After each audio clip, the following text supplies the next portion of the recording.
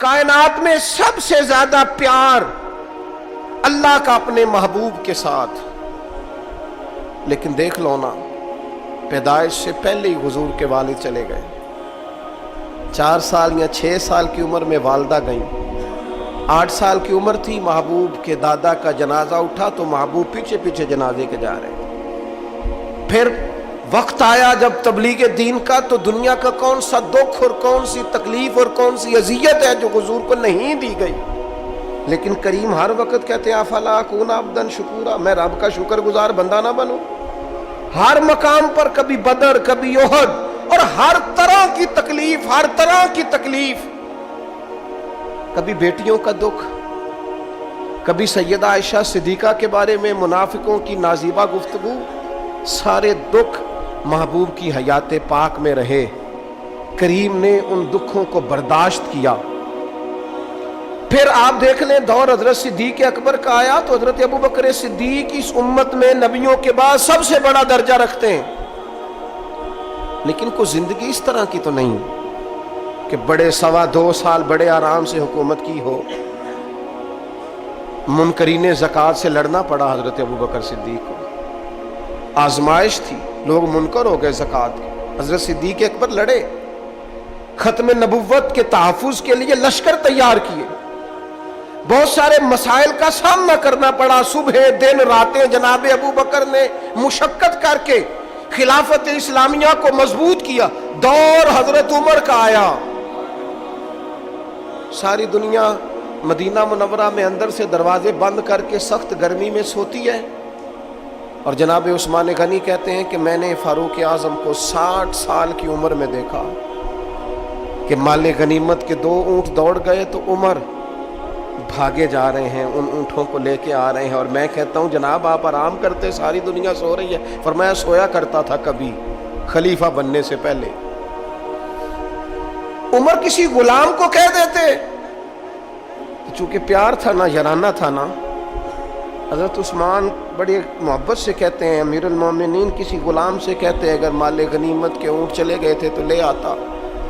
تو حضرت عثمان کے کندھے پہ ہاتھ رکھ کے جناب عمر رو پڑے، کہنے لگے یار یہ حضور کے دین کی امانت بڑی ذمہ داری.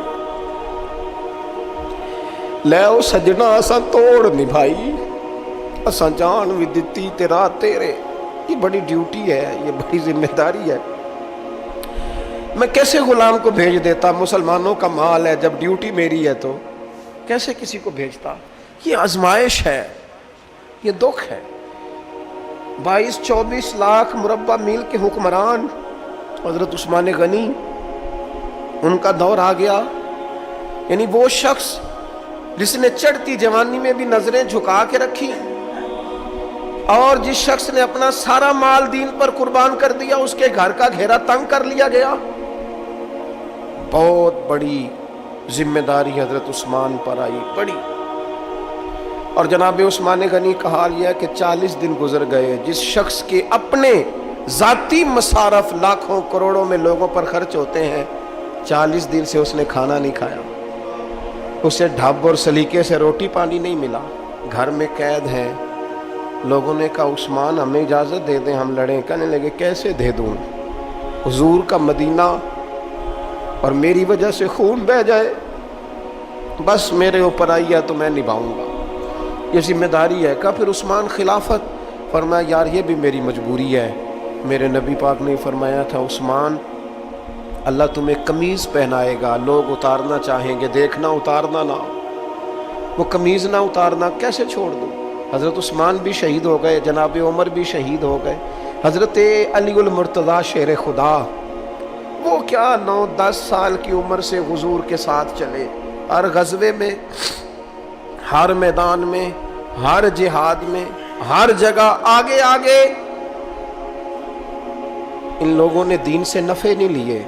حضرت علی المرتضیٰ شیر خدا تو کوفے کی جامع مسجد کے پاس کھڑے ہو کے کہتے تھے میری کوئی بندہ زیرہ خرید لے. امیر المومنین کہہ رہے ہیں میری طامت زیادہ پھٹ گئی ہے، اب تو پیوند لگنے کی جگہ بھی کوئی نہیں بچی، یہ زیادہ پھٹ گئی ہے. اگر مزید پیوند لگ سکتے ہوتے تو میں زیرہ نہ بیچتا. یہ میری زیرہ کوئی خرید لے، کوئی خرید لے زیرہ. حضرت مولا علی شیر خدا 63 سال کی عمر مبارک، اور جب کوفے میں آپ کو خنجر لگا، زخم لگا، تو لوگ بیٹے کو بلاتے ہیں، آواز دیتے ہیں، لیکن جناب شیر خدا مولا علی مرتضی مشکل کشا حل عطا حضرت علی المرتضی شیر خدا زیر لب ہلکا سا مسکرائے، ادھر دیکھیے گا، اور مسکرا کے پتہ کیا فرمانے لگے؟ کہنے لگے فزت برب الکعبہ، لو بھائی کعبے کے رب کی قسم علی کامیاب ہو گیا ہے، کامیابی مل گئی۔ آج بات امام حسن کی آئی، امام حسن کو زہر دیا گیا، انتڑیاں نہ کٹ کٹ کے باہر گر رہی، اس شہزادے کی جس نے حضور کی گود میں عمر گزاری، محبوب کے کندھوں پہ رہنے والے حسن ابن علی، جناب امام حسین حاضر بارگاہ ہوئے تو ہاتھ پکڑ کے بھائی کا چوم کے رو پڑے۔ بھائی پیارے بھی تو بڑے ہوتے ہیں نا، بڑے پیارے ہوتے ہیں، اور ان لوگوں کا منصب بڑا انوکھا ہے، شدید تکلیف ہے۔ تو امام حسین کہتے ہیں میرے بھائی حسن بتائیے آپ کو زہر کس نے دیا؟ رو کے پوچھتے ہیں۔ بھائی کا ماتھا چوم کے امام حسن رو پڑے، کہنے لگے حسین میری مجبوری ہے، میں تمہیں نہیں بتاؤں گا۔ کہا کیوں؟ فرمانے لگے اس لیے کہ اگر وہ نہیں جس پر مجھے شک ہے تو پھر کسی بے گناہ کا نام کیسے لے دوں، اور اگر وہی ہے نا جس پر مجھے شک ہے تو پھر میں تمہیں نہیں بتاؤں گا، میرا رب بڑا بہتر انتقام لینے والا ہے، پھر بھی نہیں بتاؤں گا۔ کیا کروں، کیسے بتا دوں، مصطفیٰ کا نواسا ہوں، میں پردے ڈالنے والی ماں کا بیٹا، میں شیر سے زیادہ جگر رکھنے والے علی کا پتر، میں کیسے بات کر دوں؟ بس زخم پہ زخم کھا کے جی، خونے جگر کے گھونٹ پی، اور سجنا آہ نہ کر لبوں کو سی، یہ عشق ہے کوئی دل لگی نہیں۔ میرے نبی پاک صلی اللہ تعالی علیہ وآلہ وسلم نے ارشاد فرمایا، اللہ تعالیٰ دین میں جو لوگ سخت ہوتے ہیں نا ان پر مشکلیں بھی سخت ڈالتا ہے۔ یہ حدیث پاک آپ کو مسند امام احمد بن حنبل میں ملے گی، ابن ماجہ ترمذی میں ملے گی۔ فرمایا جتنا کوئی دین میں سخت ہوتا ہے اتنی اس کی مشکلات بھی سخت ہوتی ہیں، اور جتنا کوئی نرم ہوتا ہے اتنی اس کی مشکل بھی تھوڑی ہوتی ہے۔ حسین ابن علی بڑے سخت تھے نا دین میں، جاندار تھے نا دین کے معاملے میں، اللہ نے مشکل ڈالی۔ امام علی مقام کی باری آئی، بڑی منت کی حضرت عبداللہ ابن عمر نے، رو کے کہا حسین نہ جاؤ۔ تو امام حسین رضی اللہ تعالیٰ عنہ نے فرمایا نہیں، اب میری ڈیوٹی لگی ہے تو جانا تو میں نے ہے نا، ذمہ داری تو پوری کرنی ہے۔ امام علی مقام رضی اللہ تعالیٰ عنہ نے اس ساری مشقت کو دیکھا۔ گھر چھوڑنا بڑا مشکل کام ہے، گھر چھوڑنا، جہاں انسان رہا ہوتا ہے نا والدین کے ساتھ، جہاں وقت گزارا ہوتا ہے، کبھی بندہ بوڑھا بھی ہو جائے تو خوابیں اپنے پرانے مکان کی آتی ہے، خواب بھی کبھی آئے نا تو وہیں گھومتا انسان اپنے آپ کو پاتا ہے۔ لیکن امام حسین نے کہا کہ بس اب وقت آیا ہے تو اب یہ چھوڑنا ہے۔ ہم نہ قربانی دیے بغیر پاس ہونا چاہتے ہیں، ہم کوئی مشقت سہے بغیر نمبر لینا چاہتے ہیں، ہم کوئی کام کیے بغیر رتبہ پانا چاہتے ہیں۔ ایسا ہوتا نہیں نا، یہ ممکن نہیں۔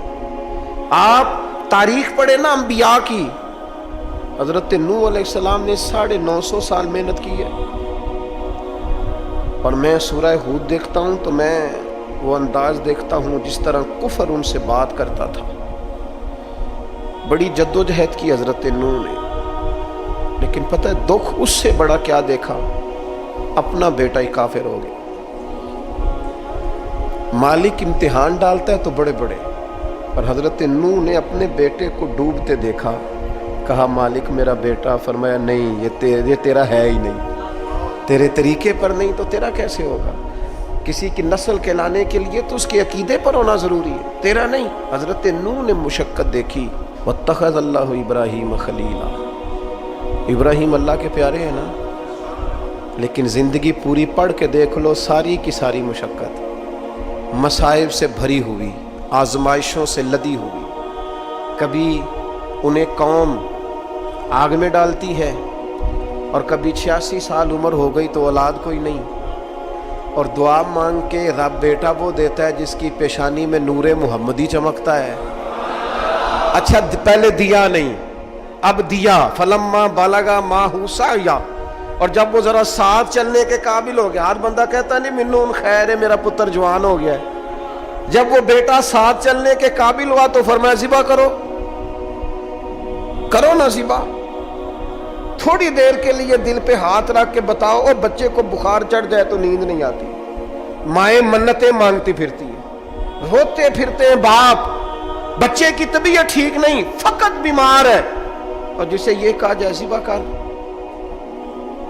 جناب ابراہیم تیار ہو گئے اور بیٹے کو ذبح کر دیا، چھری چلا دی۔ وہ تو مالک نے کہا کہ ابراہیم تم پر سلام ہو، تم نے اپنا خواب سچ کر دکھایا۔ ساری زندگی دیکھیں نا آپ آزمائشوں سے بھری، ادھر آ جائے نا جناب ایوب ہیں، کتنے بیمار ہو گئے، کتنے بیمار ہو گئے، 12 سال گزر گئے طبیعت خراب کو، 8 دن کے بخار میں لوگوں کے شکوے، 12 سال بیت گئے تو قبول محمد بخشا، بس عرض اتنی ہے کہ راضی رہن پیارے۔ آپ دیکھیں نا جناب یعقوب پیارے ہیں نا اللہ کے، لیکن آدھی زندگی روتے گزر گئی بیٹے کی یاد۔ جناب یوسف پیارے ہیں نا، سونا بنا کے نا، اور باپ کا لاڈلا بنا کے نا، محبت پوری کرا کے، پیار پورا۔ یا بنی لا تقصص رؤیاک علی اخوتک فیکیدوا لک کیدا ان الشیطان للانسان عدو مبین۔ او میرے بیٹے بھائیوں سے بات نہ کرنا ورنہ وہ کچھ چال چلیں گے، شیطان آدمی کا کھلا دشمن ہے۔ اتنا دنیا میں پیارا بچہ اور اس وقت کوئی نہیں تھا جتنے جناب یوسف ہیں، پر یوسف کبھی بھائیوں کی مار کھائے، کبھی کنویں میں جائیں۔ کریم کا کرم ہے نا، کنویں میں پھینکے تو بچا لے، لیکن وہاں سے نکلے تو پھر وہ بکے، پھر کبھی یہاں بکے، کبھی مصر کے بازار میں بکے۔ او یار تو غور تو کر، وہی جناب یوسف اللہ کے پیغمبر پھر جیل جائے، ساری تکلیفیں سہ کے فرمایا لو یوسف اب میں تمہیں مصر کا بادشاہ بناتا ہوں۔ آپ جس کی بھی تاریخ ٹٹول کے لائیں گے نا وہ آزمائشوں والی والا، نَبْلُوَنَّكُمْ بِشَيْءٍ مِّنَ الْخَوْفِ، ہم ضرور تمہیں آزمائیں گے۔ امام حسین کی باری آئی، وطن چھوڑنا ہے حسین کو۔ امام علی مقام نے کہا کہ ہجرت کی تھی نا، حضور نے بھی وطن چھوڑا تھا۔ دور کھڑے ہیں نانا تیرے کرم کے خزینے کی خیر ہو، میں جا رہا ہوں تیرے مدینے کی خیر ہو۔ پھر حسین ابن علی وہاں سے نکلے، بچے ساتھ، ڈٹنا پڑا، بھوک پیاس، بچوں کا ساتھ، پھر بچوں کی شہادتیں، یہ ساری چیزیں انسان کو کمزور کر دیتی ہیں نا، لیکن جس کی شان بڑی ہوتی ہے اس کی آزمائش بھی بڑی ہوتی ہے۔ چھوٹی چھوٹی باتوں سے گھبرا جانے والی امت، ذرا ذرا سی بات پر پریشان ہو جانے والے لوگ، لڑکھڑاتے قدم، الجھے خیالات، بے چینیاں، بے قراریاں، بہتے آنسو، اور ہر وقت مظلومیت کا اظہار کرتی قوم اگر اپنے قدموں پہ کھڑا ہونا چاہتی ہے، امت اگر پھر سے امت سازی چاہتی ہے، امت اگر کھڑے ہو کے اور اللہ کی عطا پر راضی رہ کر اپنی زندگی گزارنا چاہتی ہے، ایک ہی فارمولہ ہے، اس قوم کو امام حسین کی سیرت سے آگاہ کر دو، اس امت کو نبی پاک کے شانوں والے نواسے کی عظمتیں بتا دو۔ یہ جو لوگ سہمے سہمے، ڈرے ڈرے سے، پریشان سے، کمزور سے، غریبی کی بات کرتے، دیہاتی ہونے کی بات کرتے، سہمی سہمی باتیں کرتے، انہیں کہو ڈرو نا، وہ دیکھو پردیس میں حسین ابن علی تھوڑی دیر پہلے حضرت علی اکبر کی لاش مبارک اٹھا کے لائے ہیں اور لا کر کے خیمے میں رکھی ہے، لیکن انہیں پتا ہے کل بھی تو جانا ہے نا، انہیں پتا ہے نا کتنے کو سال جینا ہے، بالآخر جانا تو ہے نا۔